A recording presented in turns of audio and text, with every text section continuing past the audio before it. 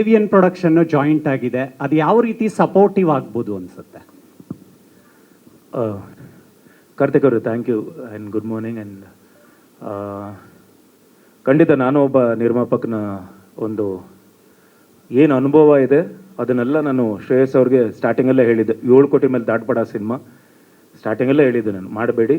ಯಾಕಂದರೆ ಈ ಸಿನಿಮಾ ಬಂದು ಬಿಫೋರ್ ಮಾದೇವ ನನಗೆ ಆಗಿದ್ದು. ಸೊ ನನಗೆ ಗೊತ್ತಿರಲಿಲ್ಲ ಥಿಯೇಟ್ರಿಕಲ್ಲಿ ಎಷ್ಟು ಓಪನಿಂಗ್ ಸಿಗುತ್ತೆ, ಎಷ್ಟು ಚೆನ್ನಾಗಿ ಆಗುತ್ತೆ ಅನ್ನೋದು. ಸೊ ನಾನು ಹೇಳಿದ್ದೆ. ಬಟ್ ಅವರು ಆ್ಯಂಡ್ ಅವರ ತಾಯಿಯವರು ಪದ್ಮಾವತಿ ಅವರು ತುಂಬ ಪ್ಯಾಷನೇಟ್ ಆಗಿದ್ದರು. ಇಲ್ಲ, ಈ ಸಿನಿಮಾ ನಾವು ಮಾಡಬೇಕು ಅಂದರೆ ದೊಡ್ಡದಾಗೆ ಮಾಡಬೇಕು, ದೊಡ್ಡ ಸ್ಕೇಲಲ್ಲೇ ಮಾಡಬೇಕು ಅಂತ ಅವ್ರಿಗಿದ್ದಿತ್ತು.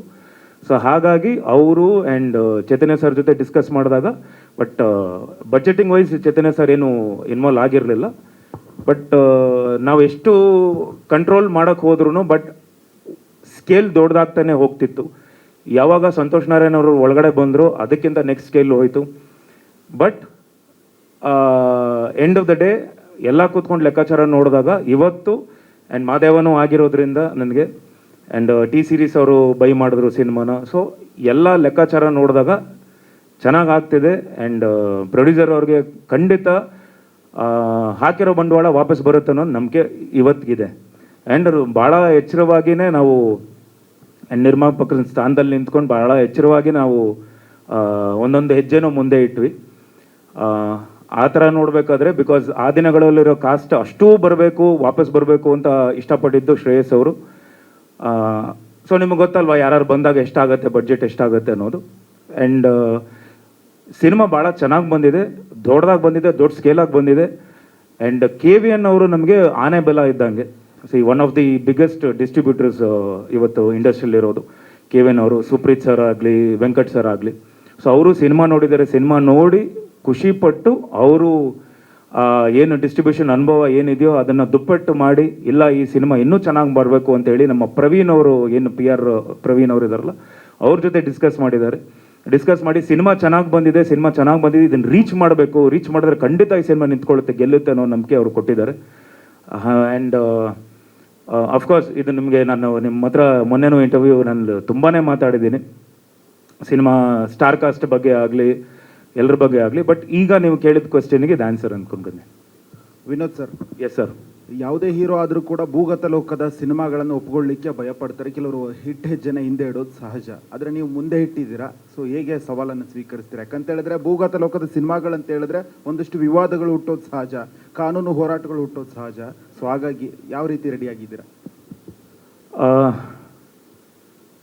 ಸರ್, ಮೊದಲನೇದಾಗಿ ಒಬ್ಬ ನಟ ಯಾವುದಕ್ಕೂ ಹೆದರಬಾರ್ದು. ಯಾವ ಒಂದು ಪಾತ್ರ ಬಂದ್ರೂ ಅದನ್ನು ಮಾಡಬೇಕು, ನಿಭಾಯಿಸಬಲ್ಲ ಅನ್ನೋ ನಂಬಿಕೆ ಇದ್ದರೆ ಖಂಡಿತ ಯಾವುದೇ ಒಂದು ಪಾತ್ರ ಬಂದರೂ ಮಾಡೇ ಮಾಡ್ತಾರೆ ಸರ್.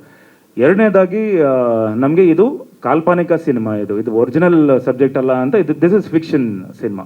ಒಂದಿಷ್ಟು ಇನ್ಫ್ಲುಯೆನ್ಸ್ ಇರ್ಬೋದು, ಬೇರೆಯವರ ಒಂದು ಹೆಸರುಗಳಾಗಲಿ ಅಥವಾ ಇನ್ಫ್ಲುಯೆನ್ಸ್ ಇರ್ಬೋದು. ಹಾಗಾಗಿ ನನಗೆ ಯಾವುದೇ ರೀತಿ, ಯಾಕಂದರೆ ಇದು ಸಿನಿಮಾ ರೀತಿಯಲ್ಲಿ ನೋಡಿದಾಗ ನಿಮಗೆ ಏನು ಅನಿಸಲ್ಲ. And this is not a biopic. To be frank, biopic ಮಾಡಿದಾಗ ಇವೆಲ್ಲ ನಿಮಗೆ ಅನಿಸ್ಬೋದು, ಎಲ್ಲ ಇದನ್ನು ಮಾಡ್ತಾ ಇದ್ದೀವಿ ಅಥವಾ ಅವರ ಫ್ಯಾಮಿಲಿಯಿಂದ ಏನಾದರೂ ಪ್ರಾಬ್ಲಮ್ ಬರ್ಬೋದು ಅಥವಾ ಬೇರೆಯವ್ರ ಬಗ್ಗೆ ಬರ್ಬೋದು ಅಂತ. This is not a biopic ಮಾಡಿದ್ರೆ ಖಂಡಿತ ಒಂದು ಅವರ ಪರ್ಮಿಷನ್ಗಳು ಬೇಕಾಗುತ್ತೆ. ಸೊ ಯಾವುದೇ ರೀತಿಯಾದ ಭಯ ಇಲ್ಲ. ಹಾಗಾಗಿ ಆ್ಯಂಡ್ ಮೋರ್ ಓವರ್ ನನಗೆ ಭಾಳ ಈಸಿ ಇತ್ತು ಈ ಸಿನಿಮಾ ನಿಭಾಯಿಸೋದು. ಬಲರಾಮ ಅನ್ನೋದು ಏನಕ್ಕೆ ಅಂದರೆ I was born and brought up in Frazer Town. ಈ ಕಡೆ ಶಿವಾಜಿನಗರ ಇತ್ತು, ಈ ಕಡೆ ಟ್ಯಾನರಿ ರೋಡ್ ಇತ್ತು. ನಿಮ್ಗೆ ಗೊತ್ತಿದೆಯೋ ಇಲ್ಲೋ ಗೊತ್ತಿಲ್ಲ, ಫ್ರೇಜರ್ ಟೌನ್. ಈ ಕಡೆ ಮಾಸ್ಕ್ ರೋಡ್ ಇತ್ತು. ಸೊ ನನ್ನ ಚೈಲ್ಡ್ಹುಡ್ ಫುಲ್ಲು ನಾನು ಬಂದು ಎಲ್ಲ ಹುಡುಗರು ಅದಾದಮೇಲೆ ಎಲ್ಲ ನೋಡಿಕೊಂಡೇ ಬೆಳೆದಿದ್ದೀನಿ ಸರ್ ಅಲ್ಲಿ. ಎಲ್ಲ ರೌಡಿಸಮ್ ಆಗಲಿ, ಎಲ್ಲ ಹುಡುಗರು ಆಗಲಿ. ಸೊ ನಾವು ಅದೇ ಒಂದು ಗಾಳಿಪಟಕ್ಕೆಲ್ಲ ಜಗಳಗಳು ಆಡಿರೋದು ಉಂಟು, ಸುಮ್ಮನೆ ಯಾವುದೋ ಒಂದು ಪಾರಿವಾಳಕ್ಕೆಲ್ಲ ಜಗಳಗಳ ಆಡಿರೋದು ಉಂಟು. ಸೊ ಐ ಸೀನ್ ದಟ್ ಇದು ಆ ಫೀಲ್ಡ್ನ ನೋಡ್ಕೊಂಡು ಬೆಳೆದಿದ್ದೀನಿ. ನಮ್ಮ ಹುಡುಗರು ಎಷ್ಟೊಂದು ಜನ JCಗೆ ಹೋಗಿದ್ದಾರೆ, ಎಷ್ಟೊಂದು ಜನ ಏನೂ ಮಾಡಿರಲ್ಲ, ಸುಮ್ಮನೆ ಬಾರ ಮಚ್ಚ ಅಂತ ಹೆಗಲ ಮೇಲೆ ಕೈ ಹಾಕೊಂಡು ಹೋಗಿ ಏನೋ ಕೇಸ್ಗಳು ಮಾಡಿಬಿಟ್ಟು ಅಂಧರಾಗಿರೋದು ನೋಡಿದ್ದಾರೆ. ನಾನು JCಗೆಲ್ಲ ಹೋದಾಗ ಏನು ಕೇಸ್ಗಳೇ ಮಾಡಿರೋ ಹುಡುಗರು, ಮಾಡದೇ ಇರೋ ಹುಡುಗರೆಲ್ಲ ಹಣ ಏನಣ್ಣ ಹಿಂಗೆ ಆಗ್ಬಿಡ್ತು ಅಂತೆಲ್ಲ ಹೇಳಿರೋದೆಲ್ಲ ನೋಡಿದ್ದೀನಿ. ಸೊ ಆ ಕಷ್ಟಗಳೆಲ್ಲ ಐ ವಾಸ್ ನಮ್ಮ ಫ್ರೆಂಡ್ಸು ತುಂಬ ಜನ ಇದ್ದಾರೆ. ಹಾಗಾಗಿ ಇವತ್ತಿಗೂ ನಾನು ಇನ್ನೊಂದು ವಿಷಯ ಹೇಳೋಕ್ಕೆ ಇಷ್ಟಪಡ್ತೀನಿ. ನನ್ನ ಮಾದೇವ ಸಿನಿಮಾ ಹೊರಗಡೆ ಬರೋಕ್ಕೆ ಮುಂಚೆ ಸಾಕಷ್ಟು ಪ್ರಾಬ್ಲಮ್ಗಳಿತ್ತು.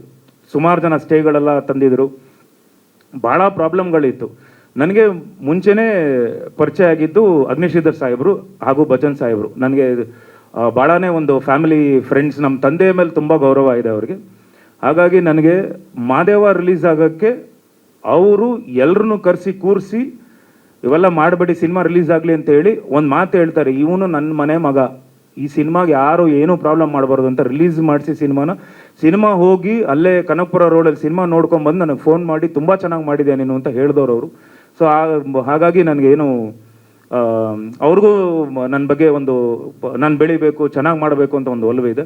ಸೊ ಹಾಗಾಗಿ ಯಾವುದು ಏನೂ ಪ್ರಾಬ್ಲಮ್ ಆಗಲ್ಲ ಅಂತ ಗೊತ್ತಿದೆ ಸರ್. ವಿನೋದ್, ನಿಮ್ಮ ಸಿನಿಮಾ ಜರ್ನಿಗೆ, ನಿಮ್ಮ ಸಿನಿಗ್ರಾಫ್ಗೆ ಈ ಸಿನಿಮಾ ಎಷ್ಟು ಇಂಪಾರ್ಟೆನ್ಸ್ ಅನಿಸುತ್ತೆ? ಯಾಕಂದರೆ ಒಂದು ವಕ್ತ ಚೇಂಜ್ ಆಗ್ತಾನೆ ಇದೆ, step by step change over ಆಗಬೇಕು. ಸೊ ಈ ಸಿನಿಮಾ ನಿಮ್ಮ ಸಿನಿಗ್ರಾಫ್ಗೆ ಎಷ್ಟು ಇಂಪಾರ್ಟೆನ್ಸ್ ಆಗುತ್ತೆ? ಸರ್ ಖಂಡಿತ. ಈಗ ನನ್ನ ಗ್ರಾಫ್ ನೀವು ನೋಡ್ಕೊಂಬಂದರೆ, ಸೊ ಮಾದೇವಯಿಂದ ನಾನು ಟೋಟಲ್ ಚೇಂಜ್ ಆಗಿದ್ದೀನಿ. ಸೊ ಅಲ್ಲಿಂದ ನೆಲ್ಸನ್ ಆಗಲಿ ಅಥವಾ ಬಲರಾಮ ಆಗಲಿ, ನನ್ನ ಸಿನಿಮಾ ರಾಘವ ಲಂಕಾಸುರ ಆಗಲಿ, ಇದೆಲ್ಲನೂ ಬೇರೆ ಬೇರೆ ಬೇರೆ ಪಾತ್ರಗಳು ಮಾಡ್ತಿದ್ದೀನಿ. ಬಟ್ ಇವತ್ತು ನಾನು ಈ ಸ್ಟೇಜ್ ಮೇಲೆ ಹೇಳೋಕ್ಕೆ ಇಷ್ಟಪಡ್ತೀನಿ, ನನ್ನ ಸಿನಿ ಕರಿಯರಲ್ಲಿ one of the biggest cinema ಇದು ಬಲರಾಮ. ದೊಡ್ಡ ಸಿನಿಮಾ, ನನಗೆ ದೊಡ್ಡ ವೆಚ್ಚದಲ್ಲಿ ನಡೆದಿರುವಂಥ ಸಿನಿಮಾ. ಯಾಕಂದರೆ ನನಗೆ ಮಾದೇವ ಪ್ರೀವಿಯಸ್ ಏನಾಗಿದೆಯೋ ಅದಕ್ಕಿಂತ ದುಪ್ಪಟ್ಟು ಆ್ಯಂಡ್ 2.5-3 ಟೈಮ್ಸು ನನ್ನ ಮೇಲೆ ಬಂಡವಾಳ ಹೂಡಿ ಈ ಸಿನಿಮಾನ ಮಾಡಿದ್ದಾರೆ.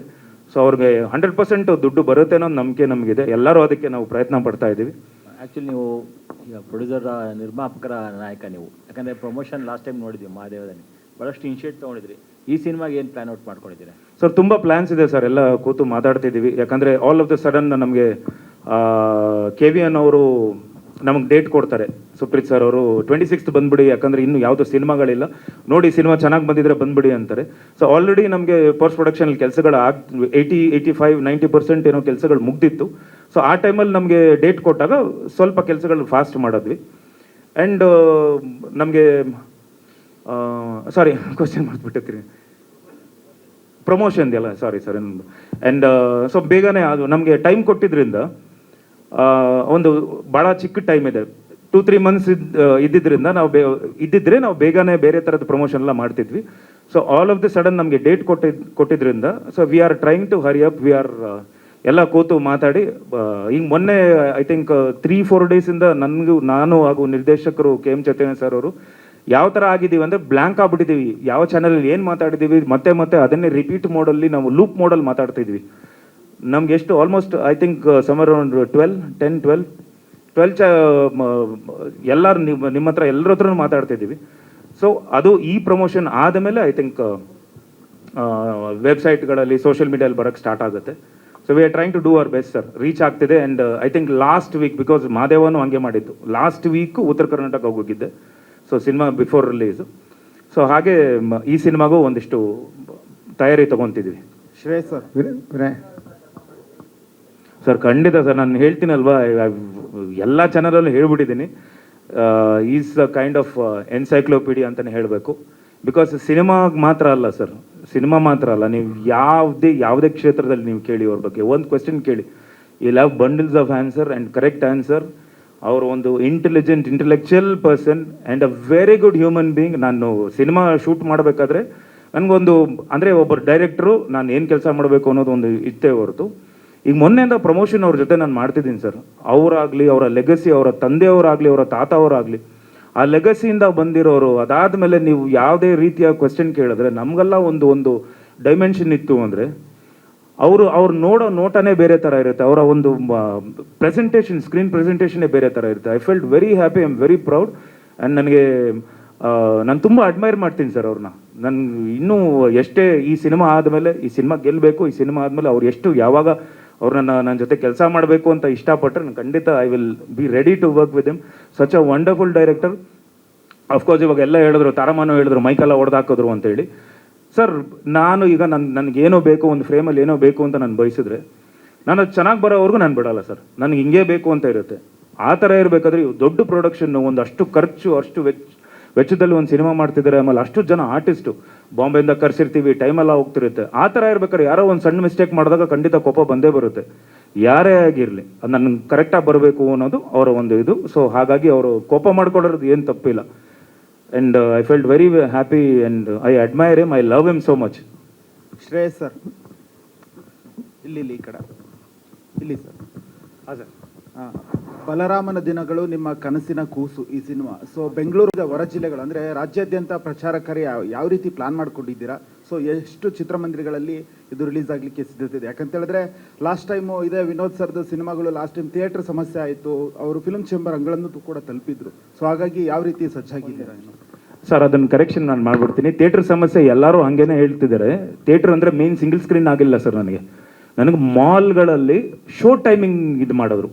ಅಂದರೆ ಬೇರೆ ಭಾಷೆ ಪರಭಾಷೆ ಸಿನಿಮಾಗಳಿಗೆ 10 ಶೋ 11 ಶೋ ಕೊಡ್ತಾ ಇದ್ರು.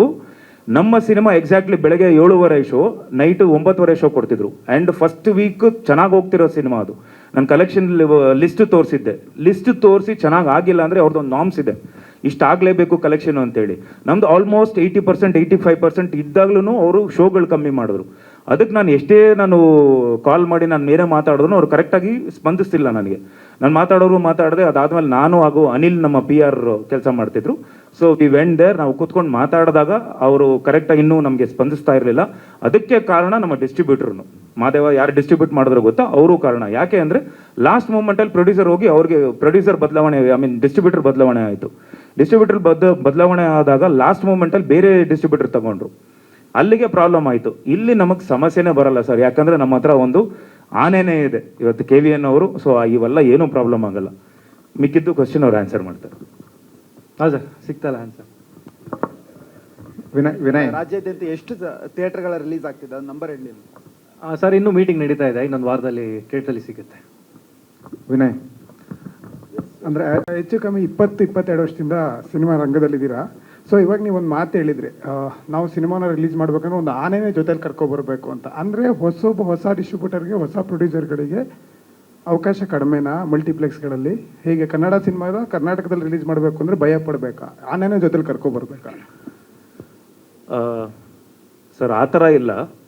ಅಂದರೆ ನಾವು ಲಾಸ್ಟ್ ಟೈಮು ಎಡದ್ವಿ, ಓಕೆನಾ. ಎಲ್ಲೋ ಒಂದು ಕಡೆ ಮಿಸ್ಟೇಕ್ ಆಗಿದ್ದು, ಬೇರೆ ಡಿಸ್ಟ್ರಿಬ್ಯೂಟರು ಕರ್ಕೊಂಬಂದಾಗ ಅಲ್ಲಿ ಏನೋ ಒಂದು ಪ್ರಾಬ್ಲಮ್ಗಳಾಗಿ ಅದಾದ ಮೇಲೆ ಲಾಸ್ಟ್ 1 ವೀಕ್ ಇದ್ದಾಗ ಸಿನಿಮಾನ ಟೇಕ್ ಓವರ್ ಮಾಡ್ತಾರೆ ಬೇರೆ ಡಿಸ್ಟ್ರಿಬ್ಯೂಟರ್ ಬಂದು. ಅಲ್ಲಿಗೆ ಆ 1 ವೀಕ್ ಇದ್ದಾಗ ಅವ್ರಿಗೆ ಟೈಮ್ ಸಾಲಲ್ಲ. ಆ ಟೈಮ್ ಸಾಕಾಗದೇ ಇರೋದ್ರಿಂದನೇ ಏನಾಗುತ್ತೆ, ಎಲ್ಲಿ ಏನು ಥಿಯೇಟರ್ ಸಿಗುತ್ತೆ, ಯಾವ ಥಿಯೇಟರ್ ಸಿಗುತ್ತೆ, ರಿಲೀಸ್ ಆಗಲಿ ಡೇಟ್ ಹಾಕ್ಬಿಟ್ಟಿದ್ದೀವಿ ಅಂತೇಳಿ ರಿಲೀಸ್ ಮಾಡ್ತಾರೆ. ಇಲ್ಲೇನಾಗುತ್ತೆ ಅಂದರೆ ಸಿನಿಮಾದಲ್ಲಿ ಪಳಗಿರೋರು KVN ಅವರು ಬಿಗ್ಗೆಸ್ಟ್ ಪ್ರೊಡ್ಯೂಸರ್ಸ್, ಅವ್ರಿಗೆ ಇನ್ ಆ್ಯಂಡ್ ಔಟ್ ಎಲ್ಲನೂ ಗೊತ್ತಿದೆ.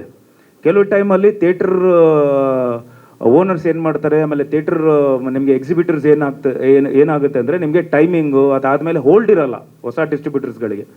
ಅವ್ರು ಕೇಳಿದ ಟೈಮಿಂಗು ಆಮೇಲೆ ಅವ್ರು ಕೊಟ್ಟಿದ್ದ ಟೈಮಿಂಗ್ ಇವ್ರು ತಗೋಬೇಕು. ಇಲ್ಲೇನಾಗುತ್ತೆ KVN ಅವ್ರು ಮಾತಾಡಿದಾಗ ಅವರ ಹೋಲ್ಡ್ ಇರುತ್ತೆ, ಅವ್ರ ಹೋಲ್ಡ್ ನಮಗೂ ಇರುತ್ತೆ, ನಮ್ಮ ಸಿನಿಮಾ ಮೇಲೆ ಇರುತ್ತೆ. ಹೊಸ ಡಿಸ್ಟ್ರಿಬ್ಯೂಟರ್ಸ್ಗೆ ಆ ಹೋಲ್ಡ್ ಇರಲ್ಲ ಅಂತ ನಾನು ಹೇಳ್ತಿದ್ದೀನಿ. ಎಷ್ಟೊಂದು ಸಲ ನೀವು ಕೇಳಿದಾಗ ಎಕ್ಸಿಬಿಟರ್ಸ್ ಏನು ಮಾಡ್ತಾರೆ ಅಂದರೆ ಯಾವುದೋ ಓಡ್ತಾರೆ ಸಿನಿಮಾನು, ಬೇಡಪ್ಪ ನಮ್ಗೆ ಬೇರೆ ಸಿನಿಮಾ ಬರ್ತಿದೆ ಅಂದಾಗ ನಿಮಗೆ ಗೊತ್ತಿರುತ್ತೆ ಅದೆಲ್ಲ ಏನೇನೋ ಅವ್ರು ಗೊತ್ತಿರುತ್ತೆ, ಎಷ್ಟು ರೆಂಟ್ ಬರುತ್ತೆ. ಹಿಂದಿ ಸಿನಿಮಾ ಹೊರಗಡೆಯಿಂದ ಬಂದಾಗ ಅವರು ಎಷ್ಟು ಪ್ರಯೋರ್ ಆಗಿ ಬೇರೆ ಸಿನಿಮಾಗಳನ್ನ ಬುಕ್ ಮಾಡ್ಕೊತಾರೆ. 11 ಶೋ ನಮಗೆ ಕನ್ನಡಕ್ಕೆ ಕೊಡಲ್ಲ, ಓಕೆನಾ, ಹಿಂದಿಗೆ ಕೊಡ್ತಾರೆ, ಬೇರೆ ಲ್ಯಾಂಗ್ವೇಜಿಗೆ ಕೊಡ್ತಾರೆ. ಯಾಕೆ ಕೊಡ್ತಾರೆ ನಿಮಗೂ ಗೊತ್ತಿದೆ ಅದು. ಯಾಕಂದರೆ ಅವ್ರು ಬಿಫೋರ್ ಆಗಿ ಅವ್ರ ಬಿಸ್ನೆಸ್ಸು ತೋರಿಸ್ಕೊತಾರೆ, ಅವ್ರು ಬಿಫೋರ್ ಆಗಿ ರೆಂಟ್ಗಳು ಕಟ್ಬಿಡ್ತಾರೆ, ಅವ್ರು ಮಾಡ್ತಾರೆ. ಇಲ್ಲೇನಾಗುತ್ತೆ, ನಮಗೆ ನಮ್ಮ ಸಿನಿಮಾ ಇದು ನಮ್ಮ ಜಾಗದಲ್ಲೇ ನಮ್ಮ ಸಿನಿಮಾಗಳಿಗೆ ನಮ್ಮ ಸಿನಿಮಾ ಓಡ್ಲಿ ಬಿಡಿ, ನಮ್ಮ ಸಿನಿಮಾ ಮೇಲೆ ನಂಬಿಕೆ ಇರೋದಕ್ಕೆ ನಾವು ಓಡ್ಲಿ ಬಿಡಿ ಅಂತ ನಾವು ಬಿಡ್ತೀವಿ. ಅಲ್ಲಿ ಆ್ಯಕ್ಚುಲಿ ಅದು ಬೇರೆನೇ ಇದೆ. ನಿಮಗೆ ಅಂಡರ್ ಕರೆಂಟಲ್ಲಿ ಬೇರೆನೇ ಬಿಸ್ನೆಸ್. ಅದು ಹೆಂಗಾಗುತ್ತೆ, ಎಲ್ಲಿ ಬೆಂಗಳೂರಲ್ಲಿ ಓಡಿದ್ರೆ ಅವ್ರಿಗೆ ಬೇರೆ ಬಿಸ್ನೆಸ್ ಹೆಂಗಾಗುತ್ತೆ ಅನ್ನೋದು ಅವ್ರಿಗೂ ಗೊತ್ತಿದೆ. ಇಲ್ಲೇನಾಗುತ್ತೆ, ನಮ್ಮ ಹೊಸ ಪ್ರೊಡ್ಯೂಸರ್ಗಳು ಹೊಸ ಡಿಸ್ಟ್ರಿಬ್ಯೂಟರ್ಗಳ ಹತ್ರ ಹೋದಾಗ ನಿಮ್ಗೆ ಕಷ್ಟ ಆಗುತ್ತೆ. ಥಿಯೇಟರ್ ಎಕ್ಸಿಬಿಟರ್ಸ್ಗಳು ಕರೆಕ್ಟ್ ಟೈಮಿಂಗ್ ಕೊಡಲ್ಲ ನಿಮಗೆ. ಇಲ್ಲಿ ನಮಗೆ KVN ಅವ್ರದ್ದು ಪ್ರಾಬ್ಲಮೇ ಆಗಲ್ಲ. ಸೊ ಅದು ಆನ್ಸರ್. ಹೇಳಿ. ನಮ್ಮ ಹರಿ ಸರ್ ಅವ್ರನ್ನ ಒಂದ್ಸಲ ಮಾತಾಡಿಸಿ ಕೂರಿಸ್ಬಿಟ್ಟು ನೀವು ಯಾರು ಮಾತಾಡ್ಸಿ ಪ್ಲೀಸ್. ಆ್ಯಂಡ್